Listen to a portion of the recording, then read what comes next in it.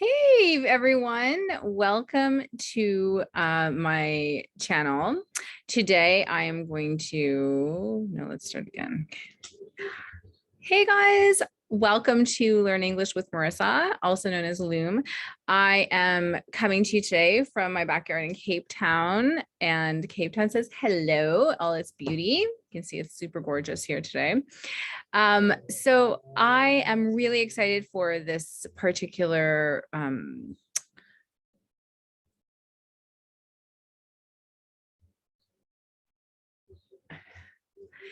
I am really excited for this particular video because it's all about author's purpose. It links to one of my blog posts that I did. And I think a lot of times people are like, why is it actually important to know the author's purpose? And what does that even mean? Well, basically, it's the why. Like, why did the author write it? Anybody who writes anything is classified as an author, whether you call them a playwright or a biographer or a script writer or a poet, they are all technically authors.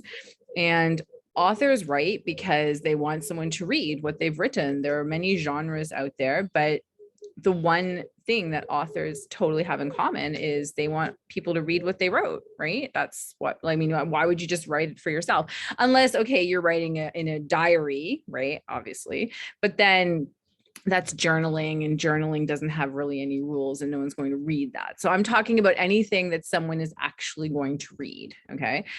Every piece of text has a purpose. And when the author writes, they have to think about who's their audience and why do they actually want to write this piece of text? What do they want their audience to get out of this piece of text? And when I say audience, I'm also talking about the reader. Okay, so we're going to share, let me just share my screen quickly. Okay, here we go. All right, so this is my actual blog post. I'm not obviously going to read this whole post, but I am going to go through it with you. So remember I was saying that the author has different names. Okay, so playwright, journalist, biographer, whatever it is, there are definitely different things that you can call the author. Now, the main thing that you want to know, that you need to know about author's purpose is the why. Why did they write the text? It's exactly what I said before. Okay, so to identify this, you ask yourself, why do I think the author wrote this excerpt? An excerpt is just like a piece of text. What's the purpose? What was the author trying to do when writing the extract?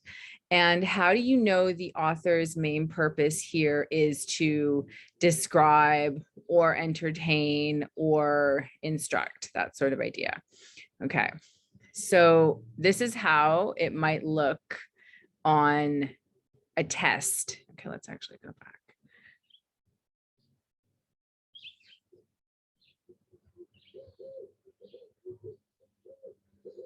Okay, guys, so here is my blog post, and I'm not going to read obviously through the whole thing. I'm going to put a link to the blog down below, but the main thing you need to know here is a few other words for the author. Okay, so a question that I have seen repeatedly on exams is about author's purpose. And on an exam or a test, it might look something like this. Why did the author write this excerpt? An excerpt could say extract, could say piece of text, could say text, whatever. You might get a question that's like, what is the purpose of this text? You may get a question that says, what was the author trying to do when writing this extract? So again, that's without saying it's what's the purpose? It's saying, what's the purpose?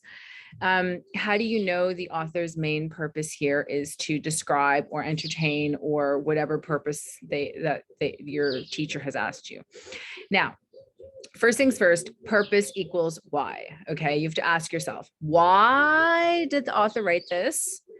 And when the reader is finished reading, what does the author want them to know or to do or to understand about this text, okay, or with this text? Remember, it all comes down to the reader. Now, this is very important, okay? Who is the reader? Well, obviously, you, whoever's reading the text is called the reader. The reader could also be the audience, okay, especially if you're in a play situation like with Shakespeare. If you're analyzing Shakespeare, it's always the audience, okay? So the viewer because everything on television started off as a piece of text. Okay, someone wrote it, usually they should have, or the listener, for example, like an audiobook, or if you're listening to someone explain something on a video, right, then you are the listener, but you're still essentially the person who is consuming the content. So anything you read or watch or listen to has been created for a reason. Okay, and here are the main purposes. There are 5 that we're focusing on. Okay, if you look, if you delve more carefully, you could find other examples of purpose. The main 5, everything kind of feeds into this main 5. All right. Number 1, oh, actually, even before I get into number 1, you can use this acronym PIED or PIED if you want to remember the 5. Okay, so the P stands for to persuade. So why did the author write the text? To persuade you, the reader, the audience, the viewer, whoever you are, okay, to persuade, I should say whomever you are, to persuade you to either do something, to buy something, hence advertising is persuasive text, to visit somewhere like a brochure, or, if you're following like a blogger who travels, they're going to write blogs that persuade you to go visit where they visited, right? Or maybe to think a certain way. People might be like, you should start saving, start using glass instead of plastic because it's doing this to the earth. So they're challenging your thinking and how you think about something. So, and how do you identify persuasiveness? It's asking yourself, are you asking yourself, do you disagree or agree with the writer, with the author?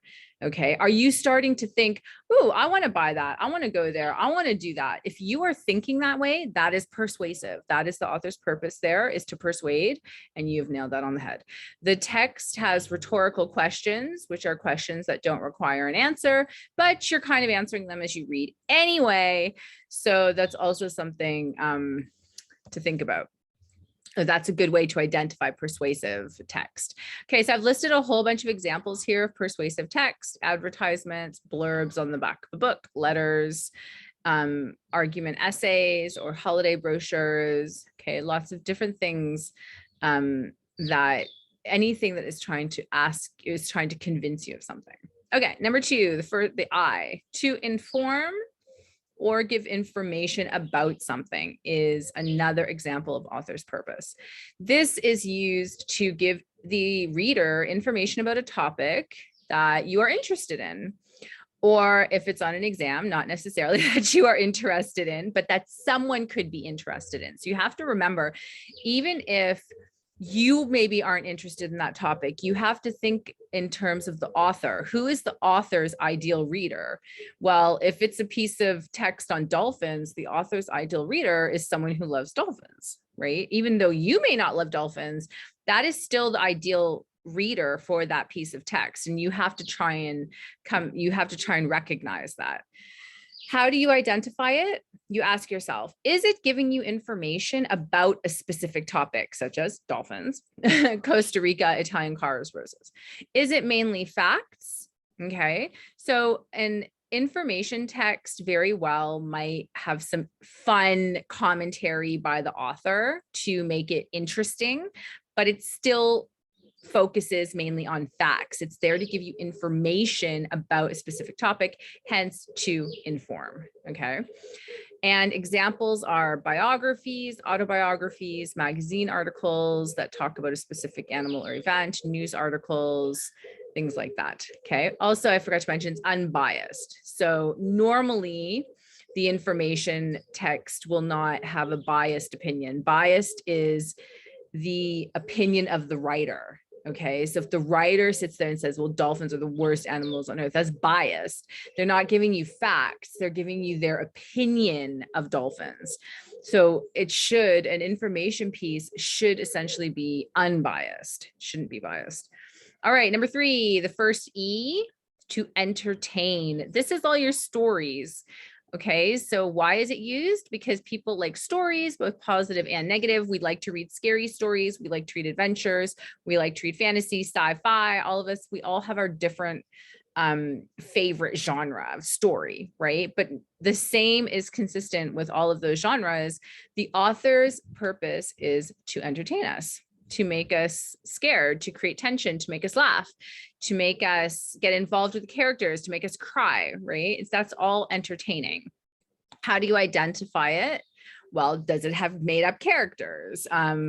Is the author creating a story for you to take you on an adventure? Is there a lot of dialogue, right? Where the speech marks and people are speaking? That's often the sign of, creative story, which is entertaining. And a lot of times there's a problem that tends to get solved. Examples, any joke books, fiction books, fables, myths, short stories, graphic novels, those are comic books. Okay, it's a little bit different from a comic book. Diary books, okay. All right, number 4, guys, the 4th example of author's purpose is to explain or instruct. Okay, so explain and instruct are a little bit, they have slightly different things, whereas instructions will often have like 1, 2, 3, 4, whereas or like in steps, whereas an explanation might say, first you do this, second you do this, next you do this, finally you do this. Okay, an explanation might just have time connectives linking down to explain something. But why is it used? To explain to you about something or to give you instructions on how to do something. How to identify it? Does it have numbered steps? Does it have time connectives? Is it telling you about the way something is made? Is it using command verbs, right? To tell you, because it's in second person. If you don't know what second person is, drop a link down below and let me know if I should do a blog on that or a video on that. Basically, those are just command verbs, right? Like if it's a recipe, because a recipe is an example of an instructional text. And it will say, add the coconut milk. Well, it's talking to you, right? Excuse me. You are the reader. So that's who it's talking to. It's not going to say, Joe, add the coconut milk. Examples, recipes, manuals, textbooks, guides, some textbooks, I should say. Scientific experiments are instructional. All right, last one, the D in PIED, to describe. Okay, now mind you, description comes a lot into into a lot of storybooks as well. Okay, so a lot of your more creative writing pieces, like your novels, do also have descriptive text, but not all of them. So why is it used? It's used to paint a picture using words to bring a character to life.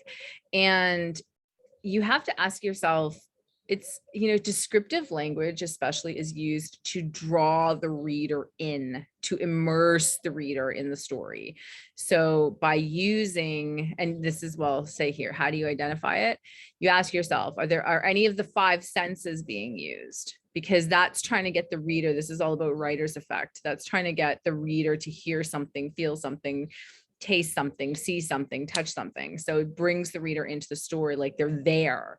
Then you can ask yourself, do the verbs and adjectives help you see or experience the scene? There will often be figurative language like similes, metaphors, personification, onomatopoeia, because it targets different senses to, again, immerse the reader into the story. The characters' looks and personality are described in vivid detail. Okay, it's not just, a story like a diary story where they maybe don't tend to describe the characters as much, but it's more about the events. Examples, poetry, very descriptive essays, a wanted post. I always had to do that wanted poster in like the 6th grade. A witness statement when you need to give a detailed description of something you saw. That sort of thing. Okay, and then if you want to go to the blog, you can look at the different idioms that I used in that post. All right, so there we have it. You have been pied, or pied, I should say. You have been pied.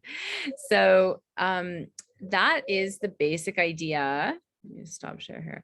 That's the basic idea of author's purpose, you guys. And I think It is an extremely beneficial thing to know why an author is writing something, or to try to figure out why an author is writing something, because not only does it give you an understanding of the story or the piece of text, if you have to write something, it helps you to think of, what's my purpose? Why am I writing this? And who is my ideal audience? You should always never start writing something until you know your ideal audience. Who is your audience? What age are they? What gender are they? What are their interests? What do they like, hate, all of that?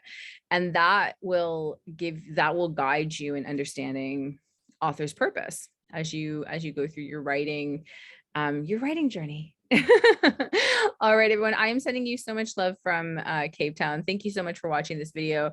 Again, if you have any questions or comments, please leave them down below. If there's a particular topic you want me to focus on, leave that down below as well, and I will gladly get to a video about that. And I just hope you have the most amazing day here in South Africa. It's 2021. It is the 1st of December. I can't even believe it. So for those of you celebrating holidays in December, I hope they're amazing. All right. Take care, guys. Bye.